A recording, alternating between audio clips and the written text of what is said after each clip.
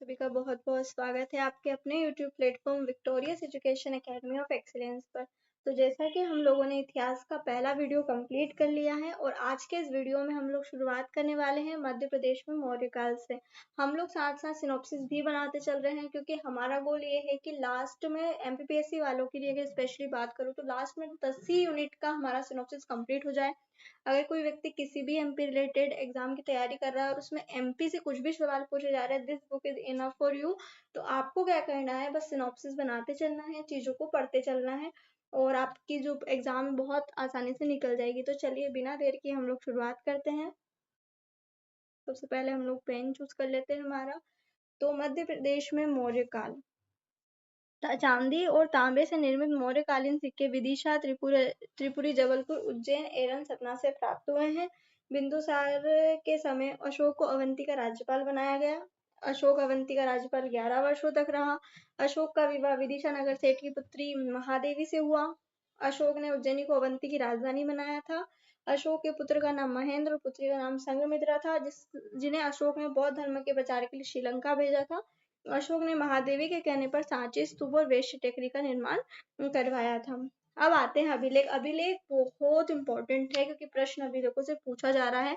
देखो, रूपनाथ अभिलेख कहाँ होगा? कटनी। मतलब आपके रूप का तो कोई कट ही नहीं है। हम नहीं बोलते आपके रूप का तो कोई कट ही नहीं है, तो आपके रूप का जो कट ही नहीं है तो रूपनाथ अभिलेख कहाँ से मिलेगा हमको? कटनी से मिलेगा। ठीक है। गुजरा अभिलेख तो दतिया में है। गुर्जर उनके जो दांत है उनको देखो तुम, तो कितने नुकीले होते हैं। गुर्जर उनके जो नाक है वो कितने नुकीले होते हैं। ठीक है। तो इस जो दतिया में जिले में स्थित है, अशोक के नाम का उल्लेख गुर्जरा अभिलेख में हमको मिलता है। सांची अभिलेख हम सभी को पता है रायसेन में है। कसरावत खरगोन हम पढ़ के आए हैं। कारी तलाई कटनी कैसे याद करेंगे? रूप का कटनी और कारी तलाई कटनी। कारी तलाई कटनी, कारी तलाई कटनी, कारी तलाई कटनी, कारी तलाई कटनी। ठीक है। आई होप ये भी आपको, अगर आपने 5 बार बोल लिया होगा तो ये भी चीज याद हुई होगी। ये प्रश्न आ चुका है कि जो हमारी सांची है उसको सोलर सिटी और ग्रीन सिटी का दर्जा दिया गया है। ये प्रश्न पूछ लिया गया है सोलर सिटी वाला। और साथ ही सांची में प्रदेश का पहला रेल संग्रहालय बनाया गया है। मध्य प्रदेश का पहला रेल संग्रहालय कहाँ बनाया जा रहा है? सांची में बनाया जा रहा है।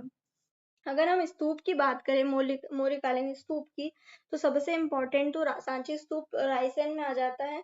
ये रायसेन जिले में है। निर्माण अशोक ने करवाया। स्तूप में तोरण का निर्माण पुष्यमित्र शुंग ने करवाया। खोज करता इसका जनरल टेलर था। 1818 में इसकी खोज की गई। यूनेस्को में कब? देखो, हमने 2003 पढ़ के आए हैं भीमबेटका का। यूनेस्को में इसको 2003 में शामिल किया गया था। लेकिन जो ये है हमारा सांची स्तूप, इसको 1989 में ऐड किया गया था। आगे चलकर हम 1986 खजुराहो को भी पढ़ने वाले हैं। तो विशेष क्या है आखिर ये जो स्तूप है इसमें क्या ऐसा विशेष है जो हम पढ़ रहे हैं? तो ये मध्य प्रदेश का सबसे बड़ा स्तूप है। ये स्तूप में मोगलायन सारिपुत्र की अस्थियां रखी गई है। स्तूप में अस्थि रखने का स्थान हर्मिका कहलाता है। देखो, ये है स्तूप पूरा। ठीक है। इसमें जो ये गोल आकार होता है इसको कहा जाता है अर्धचंद्राकार गुंबद टाइप में बनता है। ठीक है। उसके ऊपर होती है हर्मिका, जहां पर हड्डी अवशेष स्थल है, जो हड्डियां नहीं बच जाती उनको रखा जाता है। ऊपर छत्र को रखा जाता है। ये जो 3 ये है, ये धर्म चक्र, धर्म संघ, जो त्रिरत्न बताए गए हैं बौद्धों द्वारा, उनका प्रतीक है ये। और मेधी जो है ये घूमने का स्थान है। प्रदक्षिणा पद जो है वो होती है यहाँ पे मेधी। और वेदिका यानी जो बाहर इसको सेव करने के लिए बनाया गया है। बौद्ध धर्म और संघ जो है ये छत्र जो है इसका प्रतीक होता है। ठीक है। अब हम आ जाते हैं भरूच के स्तूप में, सतना में स्थित है। इसकी खोज 1873 में अलेक्जेंडर कनिंघम ने की थी। बिल्कुल अच्छे से लिख लो भाई। भरूच के स्तूप की जो खोज है वो अलेक्जेंडर कनिंघम ने की थी 1873 में। तुमेन का स्तूप अशोकनगर में स्थित है। तुमेन का स्तूप कहाँ पर है? अशोकनगर में स्थित है। वेश्य टेकरी का निर्माण किसने करवाया था? अशोक ने करवाया था। किसके कहने पर? अपनी पत्नी के कहने पर मैडम। तेरकुठार स्तूप कहाँ है मैडम? रीवा में स्थित है मैडम। देवकुठार का स्तूप कहाँ स्थित है मैडम? रीवा में स्थित है। सतधारा, सुनारी और अंधेर का स्तूप जो है रायसेन में स्थित है। अभी देखो, इसको हम लोग इससे मैप से देख लेते हैं तो हमारे माइंड में ये चीजें याद हो जाएगी। हमको टेंशन नहीं रहेगी कि कौन सा स्तूप कहाँ पर है। तुमेन स्तूप कहाँ है मैडम? अशोकनगर में स्थित है मैडम। वैश्य टेकरी उज्जैन में है मैडम। सांची स्तूप, सत्तारा, सोनारी, अंधेर स्तूप कहाँ है मैडम? रायसेन में है। Bharuch Alexander Cunningham 1873 madam Satna में है, देवर कुठार रीवा में है मैडम। चलिए तो हमारा जो है मौर्यकाल खत्म हो जाता है। एक बार सिनॉप्सिस के तौर पर हम देख लेते हैं कि कौन कौन सी चीजें हमको सिनॉप्सिस में लिखनी ही चाहिए। देखो चांदी और तांबे से निर्मित एक मिनट पेन चेंज करते हैं ना हम लोग, रेड पेन लेते हैं जिनको लिखना होता है। चांदी और तांबे के सिक्के कहाँ से मिल रहे हैं? विदिशा, त्रिपुरी, उज्जैन, सतना से। ठीक है। ये बिंदुसार के समय अशोक को अवंती का राज्यपाल बनाया गया था, ये जरूरी है। कितने वर्षों तक रहा? 11 वर्षों तक रहा। महादेवी तो हमको याद रहेगा, राजधानी भी हमको याद रहेगी, ये सब चीजें हमको याद रहेगी। ये हमको लिखना है कि महादेवी के कहने पर सांची स्तूप और वैश्य टेकरी का निर्माण हुआ था। ये जो भी आपको याद ना हो कि भैया कोई सा भी अभिलेख कहाँ पर स्थित है, जो आपको याद ना हो उसको सिनॉप्सिस में लिखना है आप लोगों को, क्योंकि उसकी जगह पूछी जा सकती है। और सबसे इम्पोर्टेंट इसमें स्तूप है गुर्जरा अभिलेख जो है वो, क्योंकि इसमें अशोक का नाम अशोक मिल रहा है। ये भारत के इतिहास के तौर पर भी इम्पोर्टेंट है। इसमें ये लिख लीजिए कि पहला रेल संग्रहालय जो है सांची में बनाया जा रहा है, क्योंकि बाकी क्वेश्चन पूछे जा चुके हैं। अब सांची स्तूप में इम्पोर्टेंट बहुत सारी चीजें हैं, आपको जो भी चीज इसमें से याद ना रहे, जैसे कि जनरल डेलर ने 1818 में से खोज की थी, ये याद ना रहे तो इसको लिख लीजिए आप। यूनेस्को में कब शामिल नहीं किया गया, कब शामिल किया गया वो लिख लीजिए। इसके अलावा जो भी चीज जहाँ पर है जो आपको याद ना रहे, जैसे मान लो तुमेन का स्तूप अशोकनगर में, आपको याद नहीं रहेगा आगे चलकर, तो वो सिनॉप्सिस में आप लोग लिख लीजिए। ठीक है। अब इसके बाद में फिर देउल कुठार रीवा, ये सारी चीजें हमको याद ये वाली डेट भी लिख लेना कि 1873 में अलेक्जेंडर कनिंघम ने जो है भरूच के स्तूप की खोज की थी। अब आ जाता है हमारा मध्य प्रदेश में ब्राह्मण साम्राज्य। अब ब्राह्मण साम्राज्य जो है मौर्यों के बाद आया, वो 2050 ईस्वी पूर्व से जो 1 ईस्वी तक है तक था। पेन चेंज होना चाहिए हमारा। शुंग वंश सातवाहन वंश 2 अंशों में विभाजित है। तो सबसे पहले शुंग वंश पढ़ते हैं। तो शुंग वंश की स्थापना मध्य प्रदेश में किसने करी? तो पुष्यमित्र शुंग ने करी। इसकी जो राजधानी थी विदिशा यानी भिलसा नगर भी जिसका नाम है, वहां पर थी। पुष्यमित्र शुंग ने अपने शासनकाल में पुत्र देखो ये जो है ना, ये पुष्यमित्र शुंग ये चंद्रगुप्त मौर्य की देखा देखी करेगा, बिंदुसार की देखा देखी। बिंदुसार ने क्या करा था, अपने बेटे को नहीं भेजा था उज्जैन का मतलब बनाकर शासक बनाकर, तो ये क्या करेगा, विदिशा का शासक बनाकर अपने पुत्र अग्निमित्र को भेजेगा। शुंग वंश की जानकारी कहाँ से मिलती है? तो जो मालवी का अग्निमित्र है, मालवी का अग्निमित्रम जो है कालिदास की पहली रचना, तो उसमें प्रेम का वर्णन मिलता है मालविका और अग्निमित्र का। ठीक है। देखो पहले लोग क्या करते थे, बुक्स लिख दिया करते थे किसी के प्रेम पर, लेकिन आजकल अगर थोड़ा सा कमेंट कर दे तो उसको जेल हो जाती है। शुंग वंशकालीन मध्य प्रदेश के प्रमुख नगर सांची, उज्जैन और सतना थे। ठीक है। सांची, उज्जैन और सतना जो थे शुंग वंश मध्य प्रदेश के प्रमुख नगर थे। शुंग वंश के प्रमुख शासक पुष्यमित्र शुंग के अलावा अग्निमित्र, वसुमित्र, भागमित्र और देवभूति थे। पुष्यमित्र शुंग ने सेनानी दधियच्ची की उपाधि धारण करी। ये इंपॉर्टेंट चीज है भैया कि सेनानी दधियच्ची की उपाधि किसने धारण करी थी? तो हमारे पुष्यमित्र शुंग ने करी थी। राजा भागमित्र के समय यूनानी राजदूत हेलियोडोरस आया था। जो भागमित्र है ना, उसी समय जो यूनानी राजदूत है हेलियोडोरस, वो भारत आया था। ये जरूरी चीज है। हेलियोडोरस ने विदिशा में गरुड़ स्तंभ का निर्माण करवाया, जिसे भागवत धर्म और वैष्णव धर्म के साक्ष्य मिलते हैं। गरुड़ स्तंभ भगवान विष्णु को समर्पित है। देवभूति इस वंश का अंतिम शासक था। ठीक है। चलिए इधर देख लेते हैं हम लोग, कुछ एक हमारे गरुड़ स्तंभ दे रखे हैं। ये सारी जो चीजें हैं ये पुरानी बनी हुई है, इसकी इमेजेस यहाँ देख रखी है। पुष्यमित्र शुंग बौद्ध धर्म का विनाशक था या संरक्षण था, ये देख लेते हैं। इसको ब्राह्मणवादी कहा जाता है, तो क्या ये बौद्धों का विरोधी था? तो ये चीज यहाँ पे क्लेरिफाई की गई है।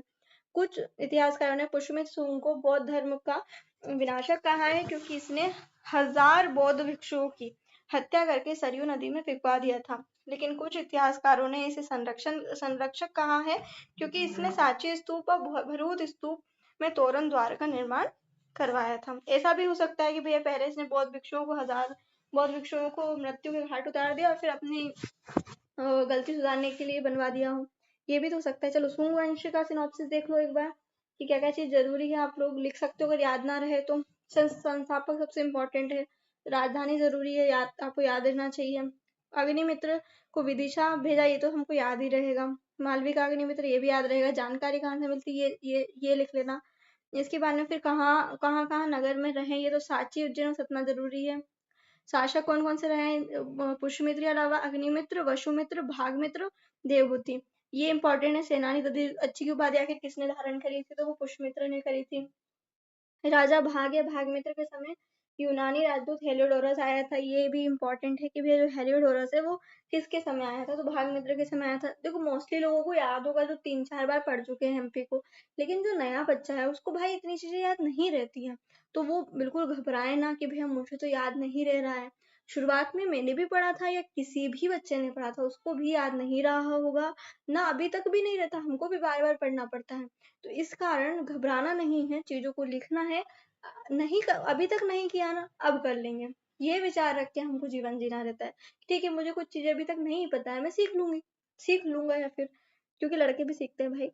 हेलोडोरस ने विदिशा में गरुड़ स्तंभ का निर्माण करवाया, जिससे भागवत धर्म वैष्णव धर्म के साक्ष्य मिलते हैं। देवभूति इस वंश का अंतिम शासक था, ये भी आप लिख सकते हो अगर आपको याद ना रहे। ठीक है, सेनानी दधीची की उपाधि किसने धारण की थी, बताओ मुझे, बोलो जोर जोर से अपने घर में, लोगों को पता तो चलना चाहिए बच्चा पढ़ रहा है। तो इसका उत्तर होगा पुष्यमित्र सुंग। सातवाहन वंश की अगर हम बात करें, संस्थापक श्रीमुख था। इनके जो सिक्के हैं वो त्रिपुरी, देवास, उज्जैन, विदिशा से प्राप्त हुए हैं। प्रमुख शासक की अगर बात करूं सातवाहन वंश में, तो सिमुक, सातकर्णी पुत्र, पुलवामी पुत्र, गौतमी पुत्र, वशिष्ठी पुत्र। अधिकतम शासक जो है आप देख रहे होंगे महिलाओं के नाम पर है, तो इनकी जो माता रहती थी उनके नाम पर इनका जो नाम रखा जाता था। तो ये इससे हम क्लियरिफाई हो रहा है कि जो सातवाहन वंश है उसमें महिलाओं की स्थिति कितनी ज्यादा अच्छी रही होगी। इवन आज इतना मॉडर्न जमाना है, आज भी पितृसत्तात्मकता चल रही है भारत में। सोच लो सातवाहन वंश कितना बढ़िया, कितना अच्छा स्ट्रक्चर रहा होगा कि माताओं को इम्पोर्टेंस दी जा रही है उस समय। सातवाहन वंश के प्रमुख कार्यों की अगर बात करें, तो ब्राह्मणों को इन्होंने भूदान देना स्टार्ट करा, यहाँ से बहुत प्रश्न बन सकते हैं। तो गौतमीपुत्र सातकर्णी ने शीशे के सिक्के चलवाए थे। कुषाणों से ने सबसे पहले जो है शीशे के सिक्के चलवाए थे, लेकिन अगर सातवाहन वंश में पूछे तो गौतमीपुत्र सातकर्णी आएगा। उत्तर और दक्षिण भारत के बीच सेतु का कार्य कौन सा राजवंश करता था, यह प्रश्न बहुत बनता है, तो इसका उत्तर जो है हमारा सातवाहन वंश आएगा। अजंता और एलोरा गुफाओं के समूह में कुछ गुफाओं का निर्माण भी उन लोगों ने करवाया था। सिनॉप्सिस में क्या क्या चीजें जरूरी है, देखो पहली चीज तो सबसे पहले संस्थापक जरूरी है। ठीक है, कौन कौन सा इनका क्षेत्र रहा है वो भी जरूरी है। कुछ शासक के नामों में ये जरूरी है, क्योंकि हम लोगों को क्या याद रखना है कि भैया इन्होंने भूदान देना स्टार्ट करा, गौतमीपुत्र सातकर्णी ने शीशे के सिक्के चलवाए, सेतु का कार्य करते थे, और अजंता एलोरा की गुफाओं का इन्होंने निर्माण भी करवाया था। अब देखो कुछ चीजें मैं जो है एक्स्ट्रा बता रही हूँ वो आप लिख लीजिए, क्योंकि जो कि बहुत ज्यादा जरूरी है, वही मैं बता रही हूँ कि भाई पहला भी देखो, जब हम घटना चक्र पढ़ रहे हैं ना, उसमें हम लोग पढ़ लेंगे ये सारी चीजें, मैं अभी बताऊंगी आपको।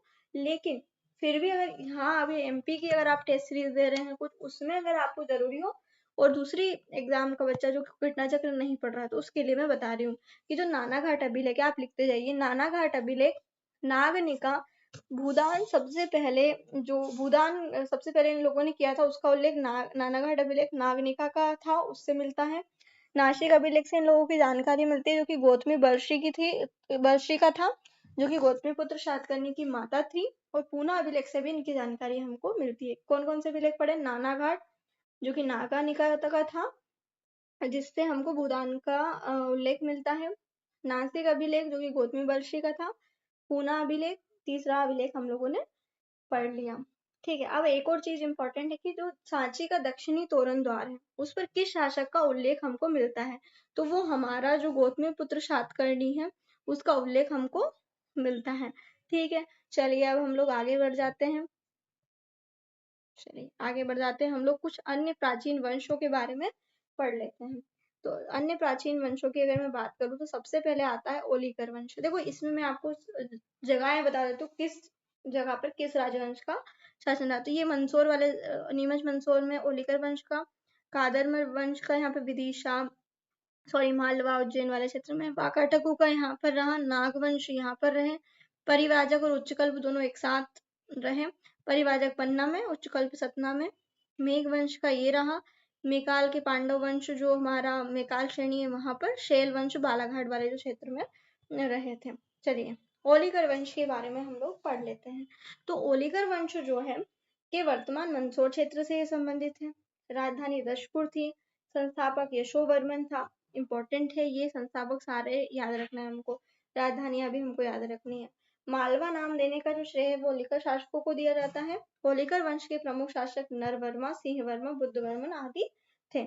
इसमें और कौन सी चीज हो सकती है कि जो यशोधर्मन है इसका जो शासक है यशोवर्मन, इसने कौन कौन सी उपाधियां धारण करी थी? तो मैं बोल रही हूँ, आप लिखते जाइए। जनेंद्र, नराधिपति, राजाधिराज और परमेश्वर। कौन कौन सी? जनेंद्र, नराधिपति, राजाधिराज और परमेश्वर। ठीक है, तो चलिए अब ये ओलिकर वंश हमारा कंप्लीट होता है, हम आगे बढ़ते हैं। मेघ वंश या मग वंश जो है, पुराणों में इसे मेघ वंश भी कहा जाता है।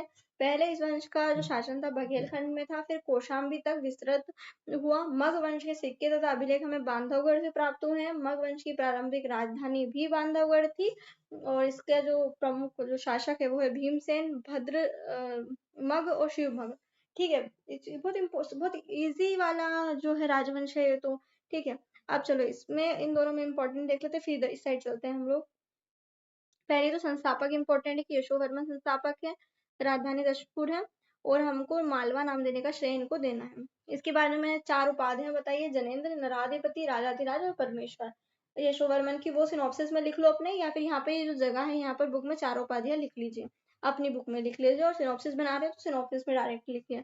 मेघवंश या मगवंश, बांधवगढ़ राजधानी, भीमसेन, भद्रमग, शिवमग। इसको अच्छे से लिख लो क्योंकि कहीं ना कहीं इसको जमाने के लिए आता है कि भैया भीमसेन के बाद भद्रमग शिवमग आते हैं, तो ये वाले प्रश्न बन सकते हैं यहाँ से। अब हमने मेकाल का पांडव वंश पढ़ा था कि मेकाल श्रेणी में है। शहडोल और अनूपपुर वाले क्षेत्र में इनका विस्तार है। प्रमुख शासक भरतबल, जयबल, नागबल, धरातल थे।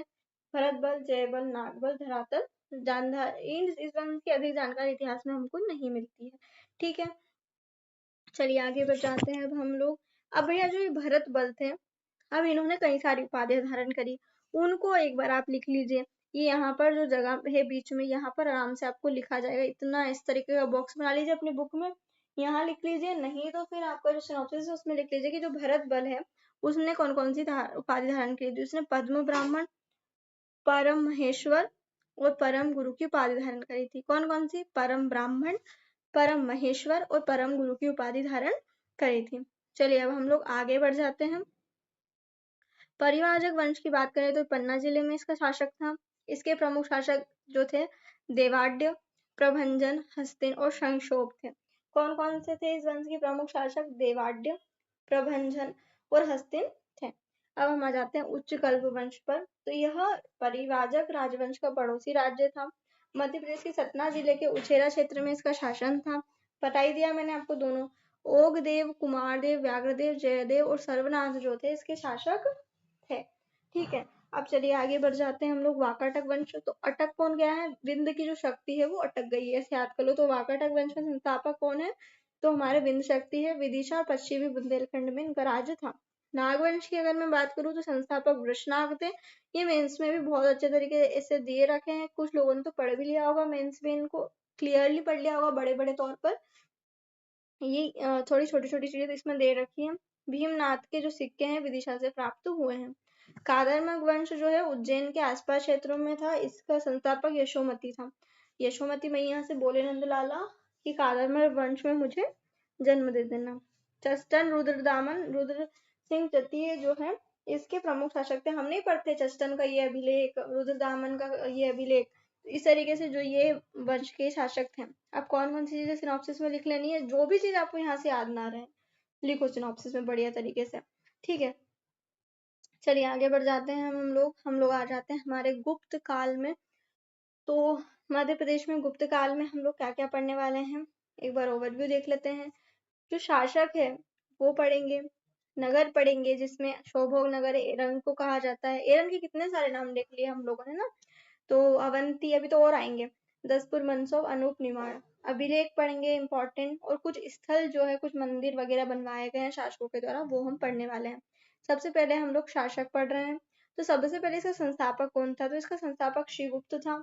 अब ये इंपॉर्टेंट चीज आती है कि संस्थापक वैसे तो श्रीगुप्त था, लेकिन ऐसा पूछ लिया जाए कि जो सूपिया अभिलेख है रीवा का, उसमें किसको संस्थापक बताया गया है? तो घटोत्कच को संस्थापक बताया गया है। अब घटोत्कच के बाद में समुद्रगुप्त आते हैं। समुद्रगुप्त जो है जिनको भारत का नेपोलियन कहा जाता है। तो भारत का विंसेंट स्मिथ ने इनको भारत का नेपोलियन कहा है। ये देखो गुप्त काल ना, हम लोग जब भारत का इतिहास पढ़ेंगे तो उसमें हम क्लियरली पढ़ेंगे और बहुत बड़े लेवल पे पढ़ेंगे। और मैंने जो से कुछ एक राजवंश भी छोड़ दिए हैं ना, वो भी हम घटना चक्र में अच्छे से पढ़ने वाले हैं। तो इस कारण अगर कोई सी चीज़ यहाँ पर नहीं हो पा रही है ना, वो वहाँ से कंप्लीट हो जाएगी। और ऑब्जेक्टिव हम लोग, जो ऑब्जेक्टिव की बुक मैंने पहले ही बोल दिया है, पुणेकर से लगा लीजिए, एक भी प्रश्न आपका नहीं जाएगा बाहर। एमपी अगर आप परीक्षा धाम से पढ़ रहे हो, और अगर परीक्षा धाम की बुक या फिर पुणेकर स्पेशल बुक से आप अगर पढ़ रहे हो, आपका एक भी प्रश्न बाहर नहीं जाएगा। आप चाहे किसी भी काम की प्रिपरेशन कर रहे हो, एमपी से रिलेटेड जो भी चीजें हैं इन दोनों बुक में दे रखी है, मोस्टली चीजें दे रखी है। अगर आपने यहाँ से पढ़ लिया, आपका कोई भी क्वेश्चन गलत नहीं होगा। अब इट्स ऑन यू। चीजें हमको सब पता होती है, और अगर हम नहीं कर रहे तो हम ही बेवकूफ है, किसी और पर हमको वो चीजें नहीं डालनी कि भाई इसके कारण सिलेक्शन नहीं हुआ, उसके कारण नहीं हुआ। आपके कारण ही नहीं होता है क्योंकि आप मेहनत नहीं करते हो। चलो, समझ रहे हो। और अगर पॉजिटिव माइंड है कि नहीं भैया मैं मेहनत करूंगा, आपका जरूर सिलेक्शन होगा, क्योंकि आप मुझसे जुड़ गए हो। अगर आप सही दिशा में जुड़ गए हो ना, मैं सही दिशा बता रही हूँ आपको, और अगर आप उस दिशा पे चल रहे हो, राइट डायरेक्शन में चल रहे हो, कोई दुनिया की ताकत आपको नहीं रोक सकती, क्योंकि यूनिवर्स से आप पॉजिटिव एनर्जी ले रहे हो। यूनिवर्स को आप बोल रहे हो कि मेरा सिलेक्शन होगा, मेरा सिलेक्शन होगा, क्योंकि मैं सिनॉप्सिस बना रहा हूँ, मेरा सिलेक्शन तो होकर ही रहेगा। मैं राइट बुक से पढ़ रहा हूँ, मेरा सिलेक्शन तो होकर ही रहेगा। तो ये जो यूनिवर्स है, ये बातें सुनता है और आपका सिलेक्शन जरूर होगा। समुद्रगुप्त भारत का नेपोलियन। ये जो सिक्के हैं मध्य प्रदेश के अवंती एरम और अनूप क्षेत्र से प्राप्त होते हैं। एरन को सोभोग नगर के नाम से जाना जाता था, किसके समय? समुद्रगुप्त के समय। चंद्रगुप्त द्वितीय के समय नवरत्न रखने वाला ये पहला शासक था। चंद्रगुप्त द्वितीय विक्रमादित्य को उपाधि धारण करने वाला भी पहला शासक था। चंद्रगुप्त द्वितीय को उज्जैनी और पाटलिपुत्र का स्वामी कहा जाता है। ये इंपॉर्टेंट चीज है भाई, इनको इसको लाइन अप कर लो। इसने उज्जैन शाखा के सक्र शासक रुद्रदामन तृतीय को हराकर विक्रमादित्य की उपाधि धारण करी थी। ठीक है। इसके समय चीनी यात्री फायान ने मालवा की जलवायु को विश्व का सर्वश्रेष्ठ जलवायु कहा था। अब हम जो इसके जो नहीं बोलते नवरत्न है, उनको देख लेते हैं एक बार। कालिदास महाकवि थे इनके समय। शंकु जो था वास्तुकार था। वरामिहिर ज्योतिषी थे। घटर पर कर घट रही है उसको पूरी कौन कर रहा है? कवि कर रहे हैं। वरुरुचि व्याकरणाचार्य थे। शपनक न्यायविद दर्शन शास्त्री थे। वेताल भट्ट सलाहकार थे। अमर सिंह साहित्यकार थे। धन्वंतरी चिकित्सक थे। चलिए, ये हमारा कंप्लीट होता है। कुमार कुमार गुप्त आते हैं अब। तो कुमार गुप्त जो है, इसकी जो जानकारी है वो मंदसौर अभिलेख और तुमेन अभिलेख अशोकनगर से मिलती है हमको। भानुगुप्त के शासन व सती प्रथा के साक्ष्य की जानकारी सागर जिले के एरन अभिलेख से मिलती है। जरूरी है ये वाला अभिलेख। हुन आक्रमण में जो भानुगुप्त है, उसका सेनापति था एक गोपराज। तो उसके उपरांत उसकी पति ने जो क्या सती हो गई थी वो, तो उसका वर्णन इस अभिलेख में हमको मिलता है, एरन अभिलेख में। हुन जो थे यूरेशिया वोल्गा नदी के किनारे के निवासी थे। अब देखो सिनॉप्सिस में क्या क्या चीजें लिखनी है। पहली चीज तो जो याद ना रहे वो लिखना, लेकिन इम्पोर्टेंट ये है कि भैया जो संस्थापक है संस्थापक जो है वो श्रीगुप्त थे। घटोत्कच रीवा के सुपिया अभिलेख में। भारत का नेपोलियन समुद्रगुप्त है। सोभोग नगर इसके समय कहा जाता था, जो एरन है उसको। उज्जैन और पाटलिपुत्र का स्वामी किसको कहा गया है? चंद्रगुप्त द्वितीय को कहा गया है। किसको हराया? रुद्रसेन तृतीय को हराया। किसने सर्वश्रेष्ठ कहा मालवा की जलवायु को? फायान ने कहा। जो मंदसौर और तुमेल अभिलेख से किसकी जानकारी मिलती? कुमार गुप्त की मिलती है। एरन अभिलेख भानुगुप्त सती प्रथा साक्ष्य, इतना लिख लेना। भानुगुप्त, एरन अभिलेख और सती प्रथा साक्ष्य। ठीक है, अभी लिखते चलो, सिनॉप्सिस बाद में नहीं बनेगा आपसे, आप चाहे कितनी कोशिश कर लो, क्योंकि एक बार आपने कुछ चीजों को छोड़ दिया ना, फिर चाहे आप कितनी कोशिश कर लो, आपसे आपसे नहीं बनने वाला सिनॉप्सिस। चलो, ये आ गए हमारे कुछ अभिलेख। देखो बच्चा, जब नोटिफिकेशन आ जाएगा तब थोड़ी चिंता बढ़ेगी। जब पेपर को 10-15 दिन बचेंगे, जब चिंता बचेगी, तब हमको ये लगेगा काश हमको 1 महीना और मिल जाए, काश हमको 2 महीना और मिल जाए। अभी जो समय मिला है ना, ये वही 1-2 महीने जो आप तब मांग रहे हो। तो इसलिए अभी पढ़ लो, अभी सिनॉप्सिस बना लो, अभी रिवीजन कर लो, बाद में आपको समय मांगने की आवश्यकता नहीं रहेगी। चलो, चेंज द कलर। मंदसौर अभिलेख, सांची अभिलेख, तुमेन, सुपिया, आयरन देख लेते हैं। गुर्जरा हम पढ़ के आए, अशोक का नाम, देवा नाम, प्रियदर्शी मिल रहा है। ठीक है। यार ये तो हम पढ़ गुप्त रहे हैं, इसमें तो अशोक वाला दे दिया भाई, ये कौन सी बात है? चलो ठीक है, इसमें गलती से इन लोगों ने दे दिया गुर्जर अभिलेख। मंदसौर रेशम बुनकर सैनिक की जानकारी मिल रही है हमको। कशरावत खरगोन जिले में है। सती प्रताक्षाज एरन सागर से मिल रहे हैं। रूपनाथ का तो कटी नहीं है, कारी तलाई कटनी है। चलो, यहाँ पे गलती से इन लोगों ने उसका भी दे दिया है, जो पिछले वाले हैं। सुपिया अभिलेख रीवा जिला गुप्त वंशावली की जानकारी यहाँ पर मिलती है। चलो, अब हम लोग आगे बढ़ जाते हैं, इनका डिस्क्रिप्शन भी पढ़ लेते हैं। मंसूर अभिलेख रेशम बुनकर शैली या तंतु वाद्य शैली की जानकारी इस अभिलेख से मिलती है। इस अभिलेख में सूर्य मंदिर के निर्माण का उल्लेख है एवं विक्रम तिथि उल्लेखित की गई है। बहुत जरूरी चीज है कि भैया सूर्य मंदिर का निर्माण किसने करवाया, इसका उल्लेख भी मिल रहा है और विक्रम तिथि भी उल्लेखित है इस अभिलेख में। इसको दशपुर अभिलेख के नाम से भी जाना जाता है। इसकी रचना वत्स भट्टी ने करी है। देखो ये यही वाली अभिलेख से ना कम से कम हर साल 3 से 4 प्रश्न पूछ लिए गए हैं अभी तक एमपीएससी में, इसी एक अभिलेख से इतनी जानकारी से कि भैया जो है किस रचना किसने करी, वत्स भट्टी ने करी। जो है पहला जो है विश्व का पहला विज्ञापन कौन सा है, तो मंदसौर का दशपुर अभिलेख है। ये यहाँ पे दे रखा है देखो, विश्व में पहला विज्ञापन या एडवर्टाइजमेंट नहीं आते अब कि भैया लक्स का आ गया है या फिर जो है हमारा परफ्यूम्स का चल रहा है वैसे, तो मंदसौर के दसपुर शिलालेख में अंकित किया गया है। सूर्य मंदिर में भारतीय बुनकर व्यापारी संघ द्वारा एक शिलालेख खुदवाया गया। इस शिलालेख में रेशम को बेचने के लिए इसकी विशेषताओं का वर्णन किया गया है। सांची अभिलेख जो है गुप्त संबंध 131450 का है। इसमें बौद्ध उपासक संसिद्ध की पत्नी हरि स्वामिनी द्वारा स्थापना में सांची में आर्य संघ को दान दिए जाने का उल्लेख है। तुमेन अभिलेख अशोकनगर जिले में है। इस अभिलेख में राजा को शरतकालीन सूर्य की भांति बताया गया है। ठीक है, कुमारगुप्त प्रथम के शासन की जानकारी भी मिलती है हमको, हम पढ़ के आए हैं पीछे, तुमेन अभिलेख में मिलती है। मृत्यु के बाद गुप्त साम्राज्य की जो बागडोर है स्कंदगुप्त के हाथ में चली गई थी। सुपी अभिलेख जरूरी क्यों है, क्योंकि इसमें घटोत्कच को जो है मतलब इसका संस्थापक बताया गया है। एरन में सती प्रथा का साक्ष्य मिल रहा है। चलो सिनॉप्सिस टाइम,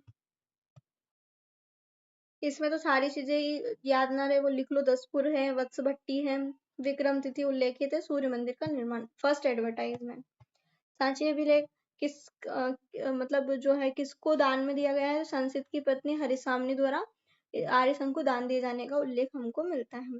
तुमेन अभिलेख में किसको सूर्य का शरतकालीन सूर्य कहा गया है, तो राजा को कहा गया है। और कुमारगुप्त पथक की जानकारी है तो ठीक है। रीवा सूफी हम पढ़ चुके हैं पहले, एरन भी हम लोग लिख चुके हैं, सती पिता साक्ष्य। चलिए आगे बढ़ जाते हैं। अब हम लोग कुछ स्थल हैं गुप्तकालीन स्थल, उनको हम लोग देख लेते हैं। तो नचना कुठार का मंदिर, एरन का विष्णु मंदिर, भूमरा का शिव मंदिर, तिगवा का विष्णु मंदिर और उदयगिरी की गुफाएं, बाकी गुफाएं हम पढ़ लेते हैं।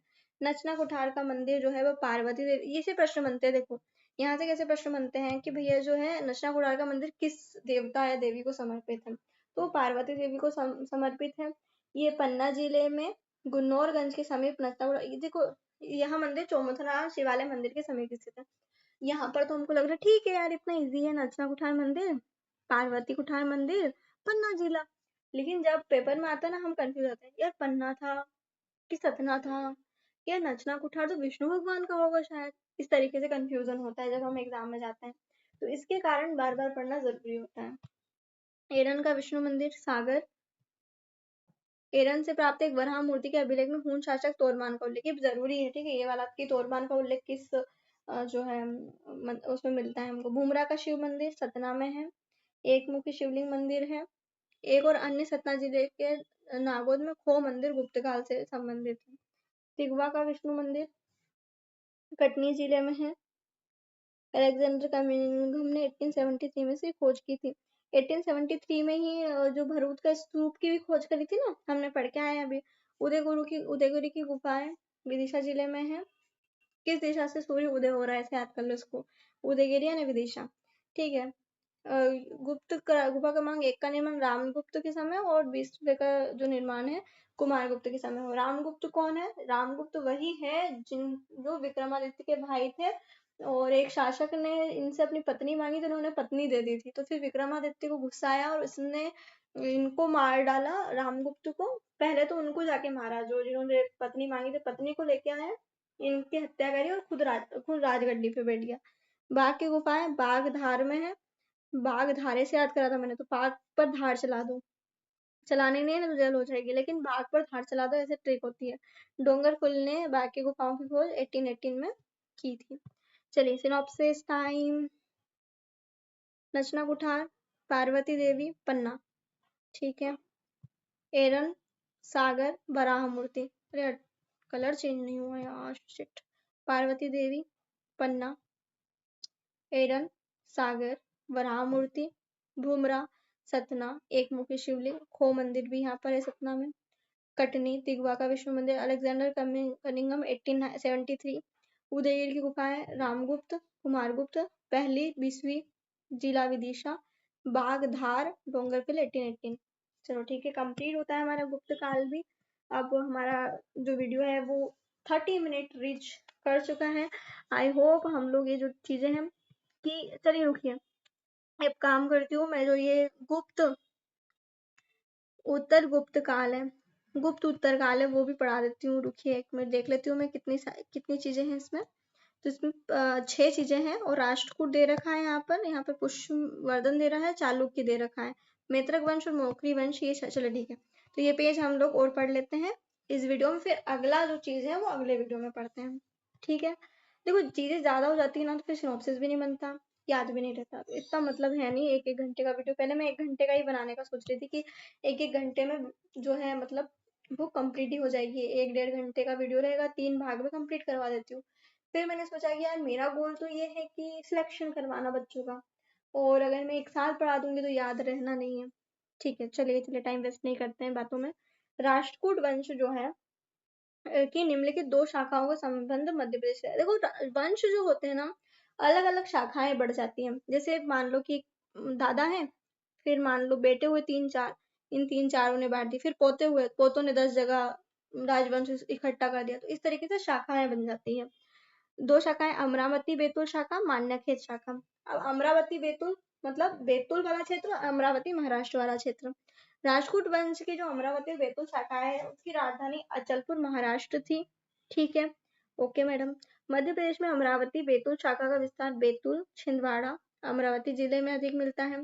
बैतूल अमरावती शाखा के प्रमुख शासकों में दुर्गराज, गोविंदराज, स्वामिक राज और नन्नराज थे। नन्नराज शासक के ताम्रपत्र बैतूल जिले के तीवरखेड़ और मुलतई से प्राप्त हुए हैं, ठीक है।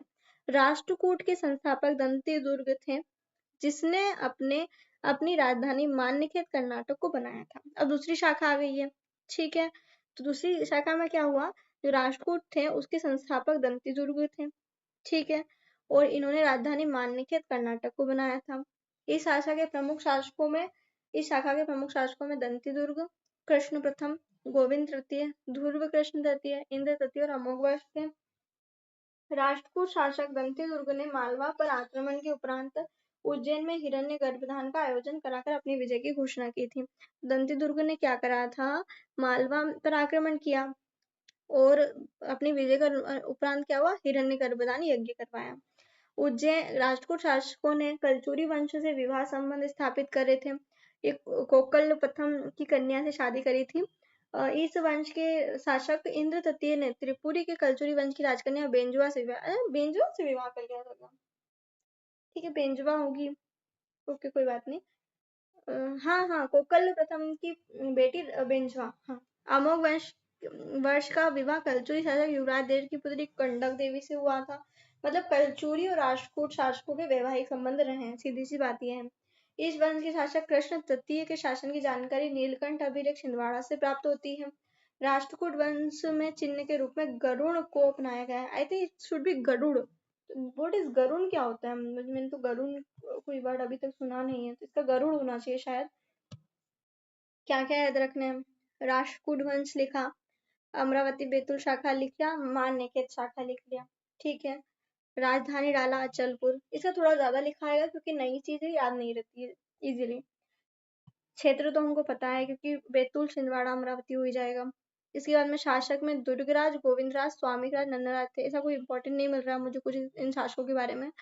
ताम्रपत्र बैतूल जिले के तीवरखेड़ और मुलताई से प्राप्त हुए, ठीक है। ये लिख लो थोड़ा कि नन्नराज जो शासक है उसके जो ताम्रपत्र है वो बैतूल जिले के तीवरखेड़ और मुलताई से प्राप्त हुआ है, ठीक है। अब मान्यखेत शाखा आ जाती है, ये ज्यादा इंपॉर्टेंट शाखा है। इसके संस्थापक दंती दुर्ग थे। मान्यखेत कर्नाटक में राजधानी लिख लो। आप क्या लिखोगे, दंती दुर्ग ने उज्जैन में हिरण्यगर्भ, ऐसा पूछा जा सकता है कि उज्जैन में हिरण्य गर्भधान यज्ञ किस शासक ने करवाया था, राष्ट्रकूट शासक ने करवाया था, तो दंती दुर्ग था। अब वैवाहिक संबंध, तो इंद्र तृतीय का बेंजवा से शादी, ऐसा लिख लो। अमोघ वर्ष का युवराज देव की पुत्री कंडक देवी से विवाह, ये भी इंपॉर्टेंट है। कृष्ण तृतीय का जो जानकारी है वो नीलकंठ अभिलेख छिंदवाड़ा से मिलता है। और राष्ट्र चिन्ह जो है गरुड़ को अपनाया गया है। देखो जो चीज आपको याद रह जाए, ठीक है, जैसे मुझे मान लो मैं एक स्टूडेंट हूँ और मुझे ये याद रहेगा कि भाई इसकी जो मतलब चिन्ह है ना वो गरुड़ है, गरुड़ या गरुड़ कुछ भी, तो मैं नहीं देखूंगी इसको। ठीक है, तो it's on you, synopsis is about you, not about me. तो मुझे लग रहा है कि ये जो वीडियो है बहुत ज्यादा बड़ा हो रहा है, तो चलिए अब ये जो पुष्प भित्ति बनचे इससे मैं अगला करूंगी, क्योंकि ज्यादा करने से कोई फायदा नहीं है, चीजें याद नहीं रहेगी तो पढ़ने का कोई फायदा नहीं रहता।